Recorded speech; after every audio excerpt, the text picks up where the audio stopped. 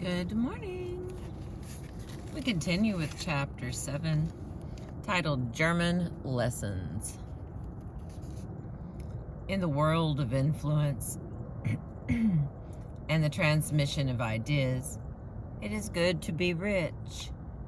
And Anne-Louise Germaine Necker de Stael, from 1766 through 1817, was one of the richest, materially and intellectually. There's a picture of her somewhere.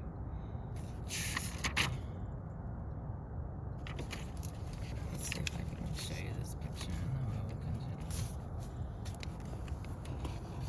I'm gonna go with it's a big fat no. You have to look her up, I guess. I've got it situated in such a way as I cannot show pictures right now. And we continue. Without question, a giant of her age, de Stael wrote novels featuring beautiful, smart, and independent protagonists who star as foremothers for women writers to come. Reaching across time and space, her work has inspired women writers as various as George Sand, George Eliot, Harriet Beecher Stowe, and Willa Cather. De Stael also furnished a template for the American transcendentalist Margaret Fuller, the brainiest in her company of elevated spirits. All of that was yet to come, but in her own time, de Stael also built the crucial conveyor belt between German thinkers of all kinds and a vast audience of lay readers in France, Britain, and the United States, who lacked direct access to writing in German. She publicized the genius of Gautier, the naturalist religion of transcendentalism, and the way of categorizing Europeans as members of several different races. Her book on Germany, written in 1810 through 1813, in particular, forms the vital link between German and non-German intellectuals. Wow. Possessing a European spirit in a French soul, Germaine Necker displayed a passionate intellectual curiosity early on. Her mother, Suzanne Kirchard Necker, born in 1737 through 94, nurtured Germaine's intelligence, exposing her to the best minds, as in Denis Diderot, Jean d'Alembert, Claude Helvetius, and other luminaries frequenting Madame Necker's salon, and encouraging her, even as a child, to write novels and poetry. Such nurturing came naturally to the phenomenally wealthy Necker family. Jacques Necker, a Protestant banker, originally from Geneva, had made a fortune in the financial world and gone on to serve as Controller General for finances for Louis. When Germaine, at age 20, married an aristocratic Swedish diplomat, her husband received a dowry of 80,000 pounds, the equivalent of more than 1.5 million in the early 21st century. All right, got a little sad note here. De Stael's mother was famous as the love of the author Edward Gibbon and the host of a noted Parisian salon. The equivalence between 80,000 pounds in 1786 and 1.5 million today can only be approximate, given the difference in currency and the passage of so much time. Alrighty. Although her husband soon squandered the dowry, Madame de Stael still continued to enjoy ample wealth and a large retinue throughout her life. She lived in her own chateau, traveled in comfort, and met other aristocrats on an equal footing. She and her fellow exiles ran short of money while in England in 1792, only because the revolutionary government froze her French accounts. Towering German intellectuals served her pedagogic needs. She learned German from Wilhelm von Humboldt, the Berlin aristocrat responsible for Prussia's educational system and the founding of the University of Berlin, and the brother of the noted traveling scholar Alexander von Humboldt. Okay, here we're going to tell us a little bit about that.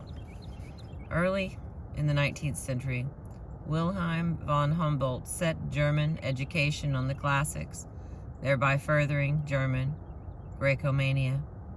Founded in 1810, the University of Berlin became known as Humboldt University when Germany and Berlin were partitioned between Western and Soviet spheres after the Second World War.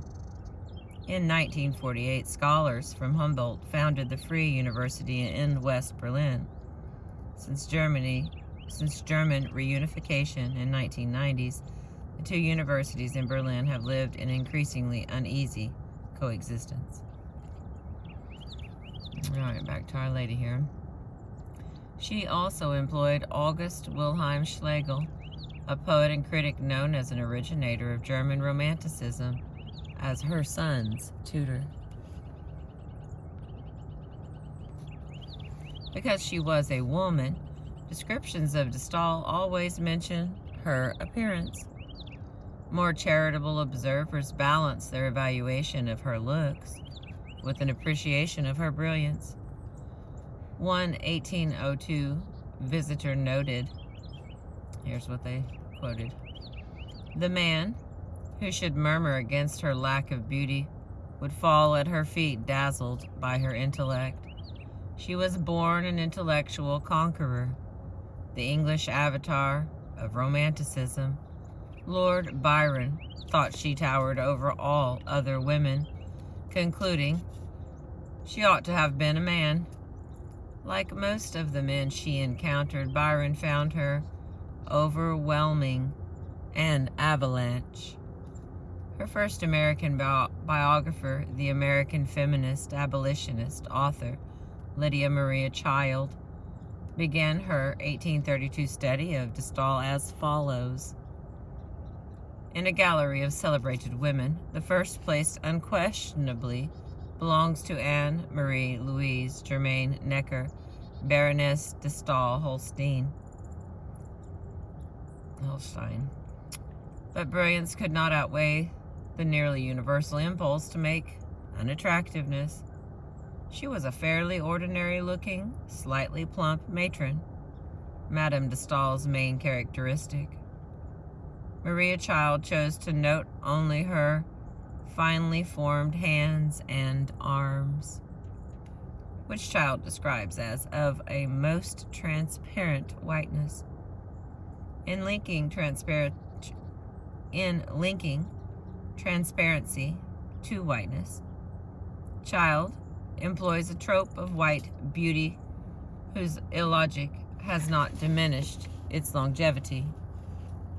Transparent skin with a minimum of melanin, is not white. Instead, it reveals the subcutaneous body as a mottled pink, blue, and gray. This is the blue of blue bloods. Okay, now we're going to get this definition of blue blood. And a little side note. Blue blood is a 19th century expression in English intended to differentiate people of the leisure class. People who do not work outside and whose veins therefore show through untanned skin. From workers whose outdoor labor darkens their skin sufficiently to mask the veins. It came into English from the Spanish sangre azul, denoting people of noble Visigothic rather than Jewish or Moorish descent. Well, and now we know. This is the blue of blue bloods. On the other hand, the appearance of whiteness a light skin color, requires some melanin to mask the darker blood vessels and flesh underneath. Thus, the metaphor of transparent whiteness may signify an idea of perfect whiteness in language, but it has little to do with actual physical appearance.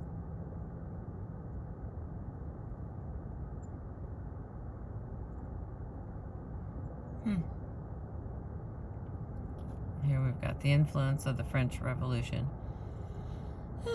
De Staël matured during an age of literal revolution. The French Revolution, starting in 1789, with its Enlightenment ideals of human equality and brotherhood, reinforced trends already underway.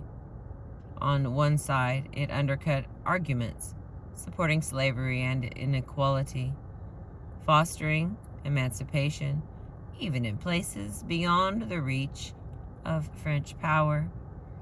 On the other side, however, French revolutionary ideology annoyed conservative believers in natural human hierarchy. De Staël rather tended toward the liberal side, but her lofty social status also attracted trouble. In fact, De Staël fell quickly on two wrong sides of turbulent French politics. The too radical and the too bloody revolution trampled her preference for a constitutional monarchy, which she loudly proclaimed. Her opposition to tyranny, her defense of unlimited freedom of speech, and her outspokenness as a woman made her persona non grata, first in Paris and then in all of France. At least she had places to go. Fleeing Paris in 1792, she crossed over to England and then doubled back to her family chateau at Coppet, Switzerland. Her parents, originally from the Lake Geneva region, had purchased the Coppet chateau on the lake before the Revolution. Returning to Paris in 1794, just 2 years later, after the Reign of Terror, she leaped into politics, promoting Napoleon Bonaparte's coup in September of 1799, or 18 Fructidor, according to the French Revolutionary calendar, and maneuvering her former lover, the agile aristocratic diplomat Charles Maurice de Talleyrand, into his post as Minister of Foreign Affairs. But politics did not occupy de Staël totally. Her literary career took off commercially with two novels, Delphine in 1802 and Corinne in 1807. Both feature the aforementioned brilliant, free-spirited, autobiographical heroines who soar intellectually and emotionally, but must eventually fall victim to their limitations as women. Delphine and Corinne were widely translated and widely read, but Corinne became so famous that the very name still symbolizes a smart, independent-minded woman. This was not a figure likely to please Napoleon, whose relationship with de Staël quickly soured.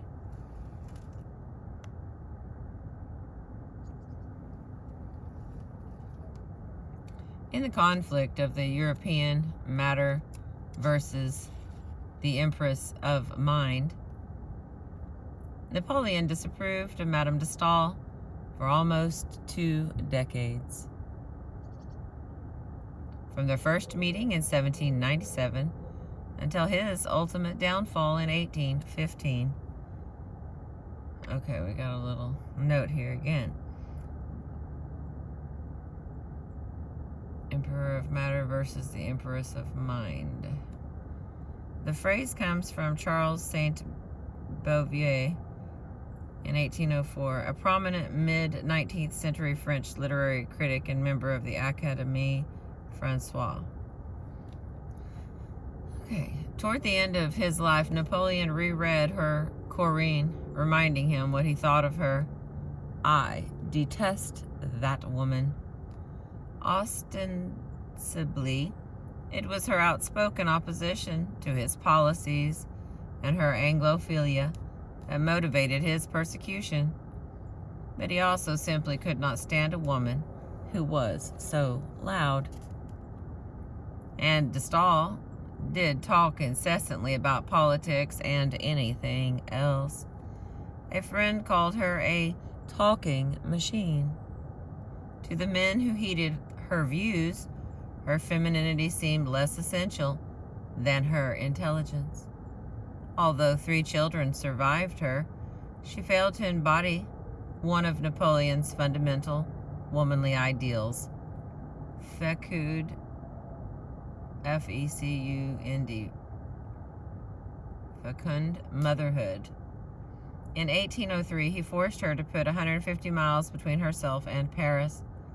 So she went to Weimar, in the Saxon center of German Romanticism, starring the poets Johann Wolfgang von Goethe and Friedrich von Schiller, and on to Berlin, where she associated with the brothers Schlegel and Johann Gottlieb Fichte, inventors of early German Romanticism, with its nature-centered themes of transcendentalism.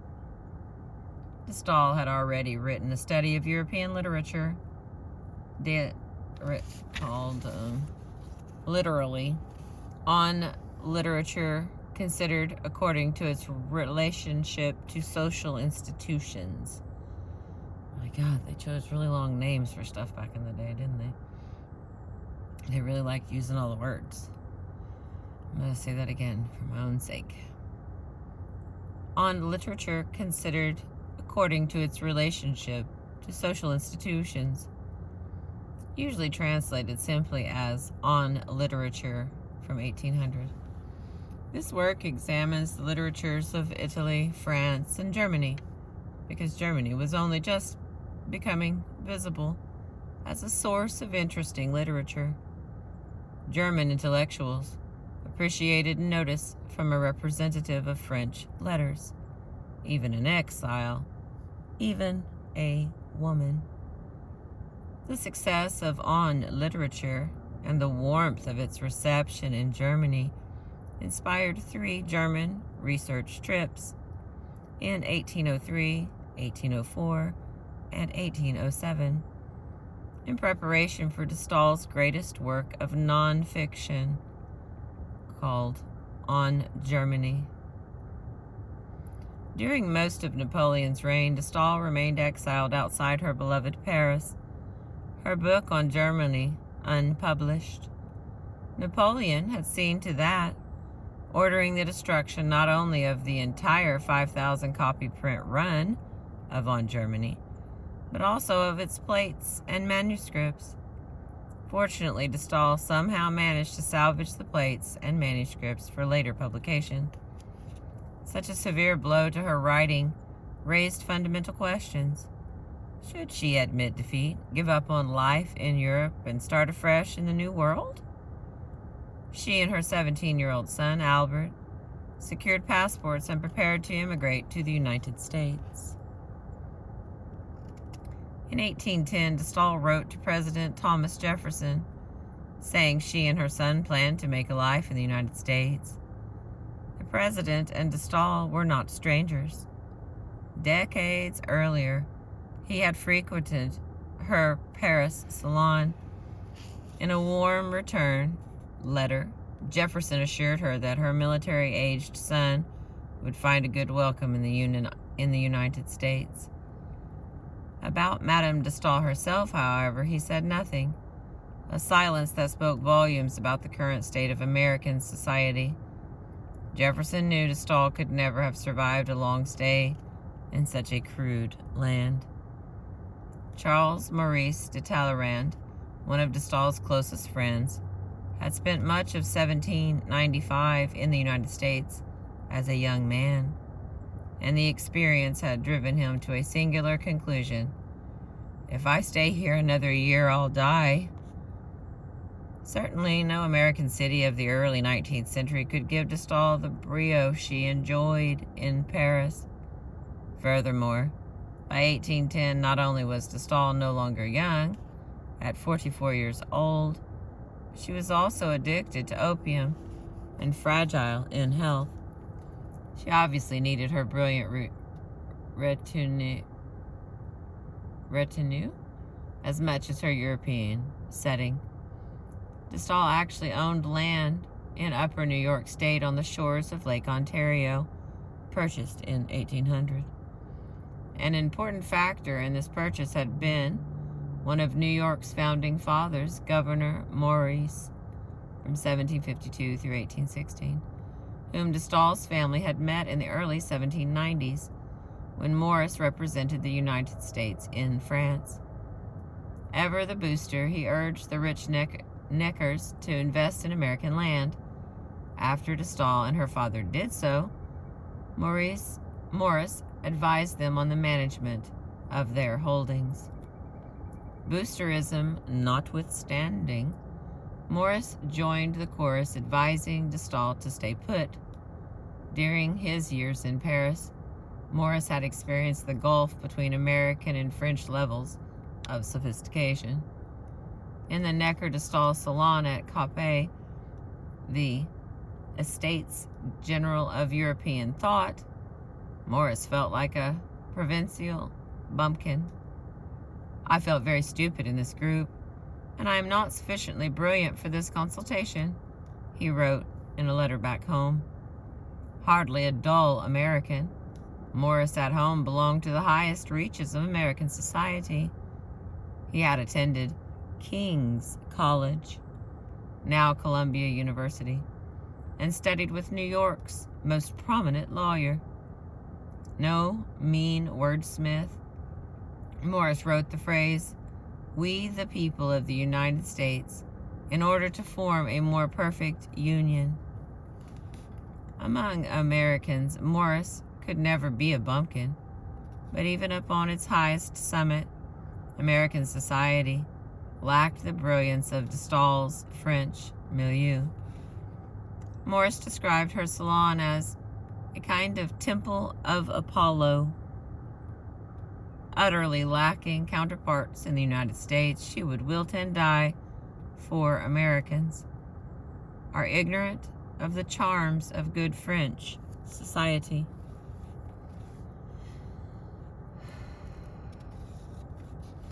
Over to the east, Alexander Pushkin, Russia's leading poet, drew parallel conclusions. He had seen how the cream of Russian society bored de Staël to death when she visited there as a refugee from Napoleon's France in 1812. Moscow's best and brightest had tried to entertain her, but Pushkin realized they were simply not good enough. How empty our high society must have looked to such a woman. Not a thought, not a remarkable word during these 3 long hours. Frozen faces, a stiff attitude. How she was bored. Over time, Americans and Russians would often find themselves equated as members of young and promising but crude societies. In any event, Madame de Staël did not immigrate to the United States. In fact, she never even visited or wrote a book about the United States and its people. And we got a little note down here. De Staël met her last partner in love, Albert Jean Michael Roca. He was born in 1788 and lived to 1870. A Swiss hussar in the winter of 1810, when she was 44 and he 22. They had a child in 1812 and married in 1816. She continued to hold strong opinions regarding American society, however, and viewed slavery as the country's weak spot. In Considerations sur la Révolution France, 1813 through 16, she glimpsed the possibility of American future greatness, but with a major caveat. There is one nation that will one day be truly great. That is the Americans. Only one stain obscures the perfect reflection that brightens that country. It is the slavery that still exists in the South. Unlike many others, She could not separate the institution of slavery from the meaning of the United States as a society.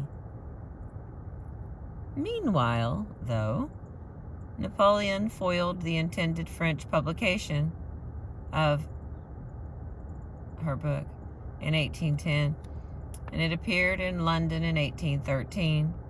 In the early 19th century, the rest of the Western world was waking up to the value and power of German scholarship, but knowledge of it remained shadowy in France, Britain, and the United States because very few non-German intellectuals read German. Some means was needed to internationalize German thought and views. De Stael's accessible introduction to German thinking filled that need.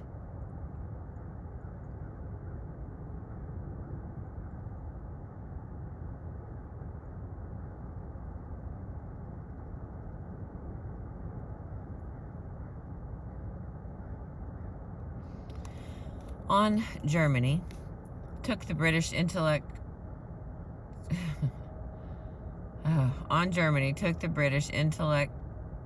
intelligentsia by storm.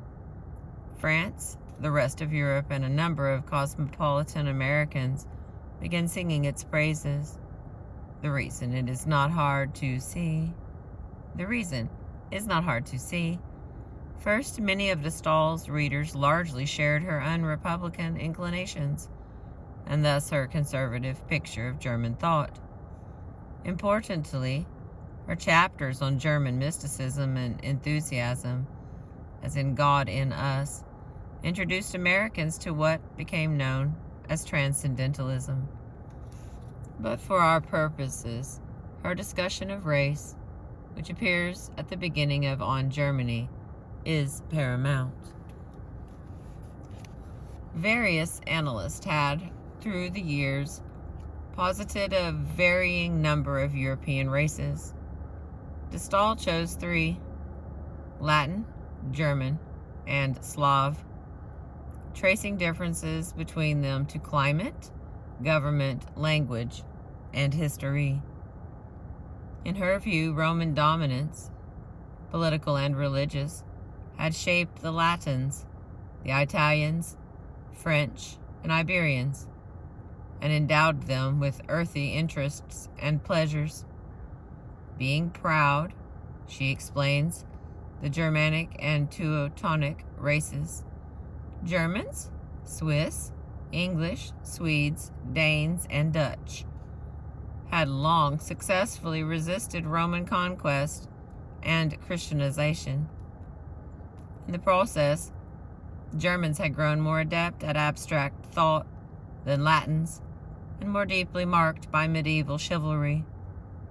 Regarding the Slavic race, led by Poles and Russians, de Stael has little to say, for she considers Slavs too new and unformed a race to have struck a balance between their European and Asiatic components. Much of de Stael's racial commentary On Germany flows directly from one of her prime advisors on German thought, a little remembered bicultural counter-revolutionary from the French-German boundary region of Lorraine, who thought the French ought to take lessons from the Germans. After a career in the French military, Charles Francois Dominique Villers, born in 1765 through 1815, had begun studying at the University of Göttingen at the late age of 31 in 1796. Between 1797 and 1800, he was a prime contributor to the Hamburg Spectacular, Der Nord Journal Politique, Littéraire et Morale, in which he published some 60 articles. These articles covered much of what de Stael relates in her stuff called On Germany. Villers had first come to de Stael's attention as an essential guide to the notoriously difficult philosophy of Immanuel Kant. In addition to several short pieces on Kant, Villers published La philosophie de Kant, ou Principles fondamentaux de la philosophie transcendentale in 1801, and he began corresponding with de Staël in 1802 after reading her De Literature with its survey of the literature of Germany. All right, another little side note here. De Staël and Villers got along famously at first, in agreement on mysticism as well as philosophy. She welcomed mystics at Copiae, and at 22, he had published a novel, La Magister Amor, 1787, whose basic theme was mesmerism. Even though relations between them cooled, she came to his defense in 1815, after he had been dismissed from his professorship at Göttingen. And we continue. Therefore, Villers guided de Staël through German thought. In return, on Germany, includes a note praising him as one always at the forefront of all noble and generous views. He seems called by the grace of his spirit and the profundity of his studies to represent France in Germany and Germany in France.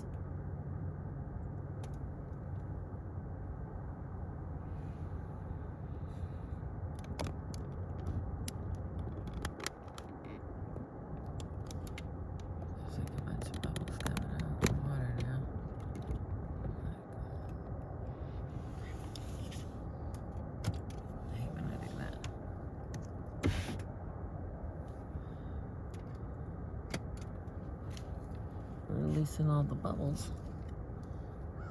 Soap bubbles. All right. We're getting there. Looks like we have 2 pages left. 1, 2. So you know that means 4. Hi, friends. Hi, buddies. What you doing?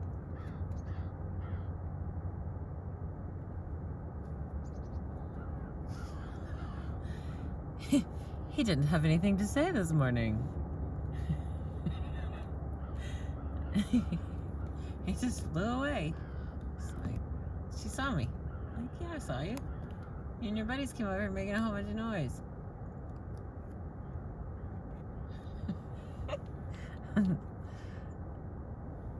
Okay, back to what I am doing. Okay, can you see all those soap bubbles? They're floating out of the water. Floating down from the dam. It just looks kind of neat. It looks like chunks of ice or something. Alright. As a member of the reactionary, race-obsessed Göttingen circle of Christopher Meaners, Charles Villers felt certain that race determined culture. In an 1809 essay on German history and literature, he divides Europe between 2 opposite peoples, one Gaelic, the other Germanic. To Villers, Gaelic literature encompasses the empire of reality, while the literature of Germanic peoples encompasses the empire of ideas. According to Villers, our little Europe includes 2 neighboring peoples, whose genius and character fall at the 2 extremes of the intellectual line which it is given to man to traverse. These are the French and the Germans, who offer in their general ideas and the views which they take of life such contradictions and such total opposition that it appears as if all means of understanding one another were impracticable, and all efforts to do so superfluous. 4 years later, de Staël repeats this supposed contradiction on Germany. De Staël also reiterates Villers' definition of romanticism, but in better French. She preferred to speak of enthusiasm. Villers had so thoroughly Germanicized Germanicized himself that he expresses his contempt for the French language by speaking of la romantique, a suspiciously German turn of phrase. The French romanticism is a masculine noun. The German romantique is feminine.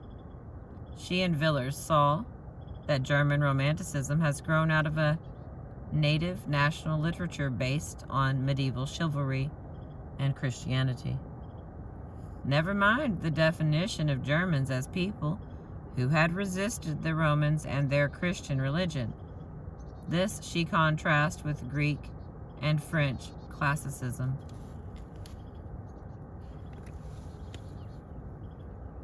The theme of the French-German opposition resonates throughout the 19th and 20th centuries in belles lettres, anthropology, war, and peace. Till the turn of the 19th century, the genealogy of European genius and the source of its power had run directly back through the French Enlightenment and the Italian Renaissance to the Greco-Roman antiquity. Villers, de Staël, and their fellows and their followers took another path. In their view, it was medieval Northern European paganism that fueled the fire of 19th century greatness. A little side note. With roots in Renaissance Italy, the Quarrel des Anciens et des Modernes divided scholars in France and Britain in 1690.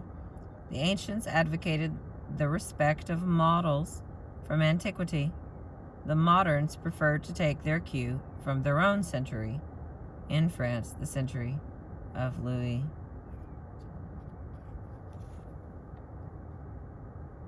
I think it's the 6th.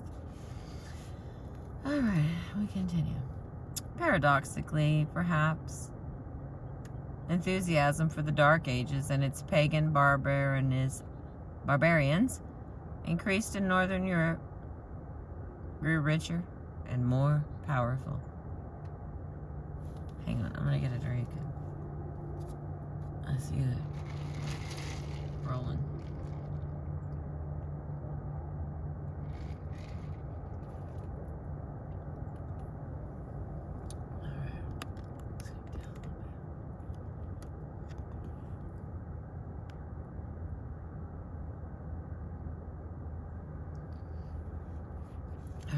That again. The theme of French-German opposition resonated throughout the 19th and 20th centuries in belles lettres, anthropology, war, and peace. Until the turn of the 19th century, the genealogy of European genius and the source of its power had run directly back through the French Enlightenment and the Italian Renaissance to Greco-Roman antiquity. Villers, de Staël, and their followers took another path. In their view, it was medieval Northern European paganism that fueled the fire of 19th century greatness. Paradoxically, perhaps, enthusiasm for the Dark Ages and its pagan barbarians increased in Northern Europe, grew richer and more powerful. Increased as Northern Europe grew richer and more powerful. Alrighty. For the most part, Charles de Villers' influence on Germany remains in the background, much like his colleague Christoph Meiner's near invisibility in the anthropological work and Caucasian theories of Johann Friedrich Blumenbach. By contrast, another rising leader of German letters stands at the forefront of On Germany's text. Northern German genius needed an iconic figure to make the Meiners-Villers de Staël race theory work, and it found one in the person of Johann Wolfgang von Goethe. On Germany contains a chapter on Goethe's intellect, additional chapters on his principal writings, and excerpts from his work. De Staël concludes, Goethe alone can represent the whole of German literature, for he possesses all by himself the principal traits of German genius. As we have seen, he was closely associated with the town of Weimar in eastern Germany, and the German cultural renaissance was centered in Saxony. For the purposes of the present book, we need to keep in mind the existence of 3 different Saxonies. One Saxony, important for Europeans, would remain anchored in the eastern German province, bordering Poland, with Dresden and Leipzig prominent as Central Europe's richest cultural and mercantile cities. Another western Lower Saxony produced the Hanover Kings of England and the university at Göttingen. The third Saxony, the mythical homeland of the medieval Saxons of England, lay on the western side of the Germans' land, off between Denmark and the Netherlands on the North Sea. This third obscure Saxony towered in importance only in the minds of British and American Anglo-Saxonists. De Staël had admired Goethe's work since the publication of The Sorrows of Young Werther from 1774, praising its sublime combination of thoughts and feelings, enthusiasm and philosophy. In return, Goethe had reviewed Delphine positively, yet their personal relationship did not run smoothly. When de Staël came to Weimar in 1807 to work on her German book, Goethe avoided her as long as possible. When she finally caught up with him, he found her hard to take. Despite respecting her as a celebrated French intellectual at a time when the French led the world intellectually, she talked too much. She clung too fiercely to her own convictions. She let it be known that Goethe spoke most brilliantly only after finishing off a bottle of champagne. She did not, in short, defer to him sufficiently.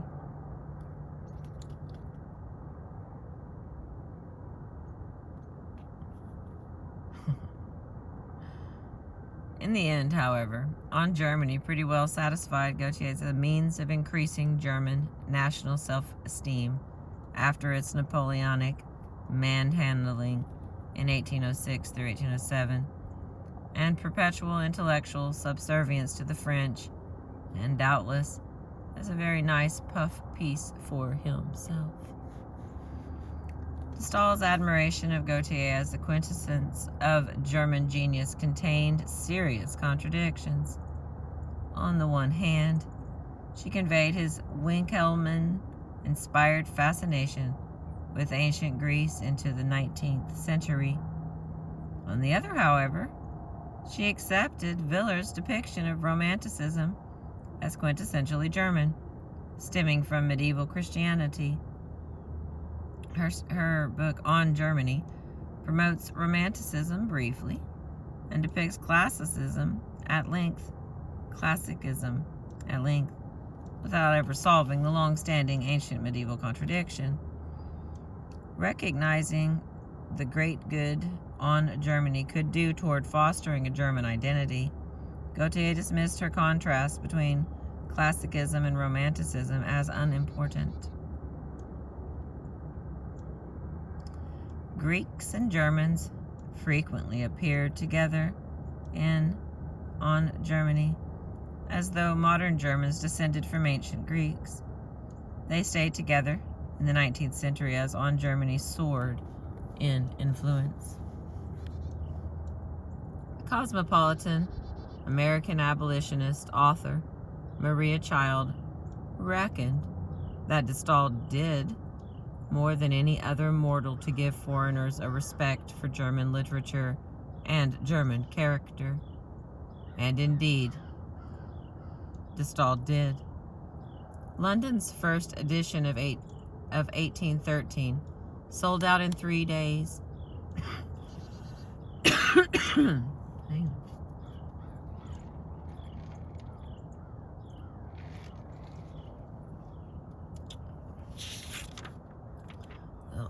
Last page, last paragraph. Stay with me. And indeed, de Staël did. London's first edition of 1813 sold out in 3 days. French and German editions appeared in 1814. Positively and internationally reviewed in 1814. On Germany inspired at least 5 pamphlets within a year and remained the most traveled route into German thought, the Bible of the Romantics, well into the 1830s.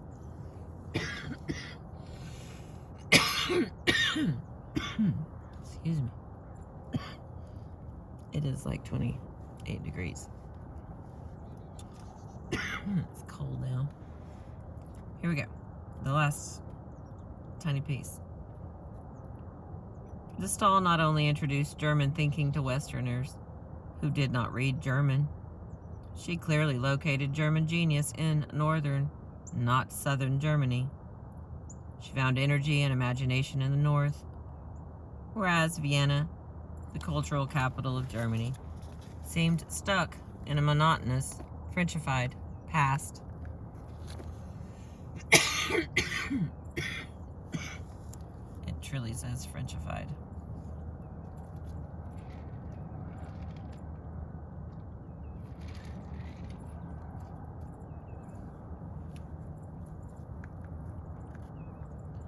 In this way, de Staël replaced Vienna with Saxon, Weimar, Dresden, and other northern German intellectual centers where the identification between Germans and ancient Greeks flourished.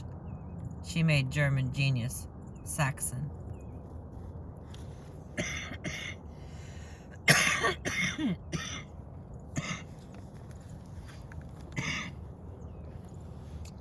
It was by virtue of such influences that, by the 19th century, virtually all Western belletrists echoed de Staël's and Viller's location of worthiness in the north and frivolity in the south. German theory thus inspired writers in English, and English thinkers, in turn, passed along to American Germans theories of racial meaning. With German assumptions at its base, Anglo-American thought thoroughly incorporated notions of personal beauty as an index of inner worth, and of ancient Greeks as perfect beauty's singular representation. And that was important because while lofty themes of ancient Greek beauty and German theories of race originated worlds away from the muddy facts of American life, by the late 18th and early 19th centuries, Western intellectuals were recognizing the United States as an important white outpost. Race theory there fell on fertile ground, for the emergence of a class as a dimension of race thought was already underway across the Atlantic. And that is the end of chapter 7. Thank you for letting me read to you. I appreciate you.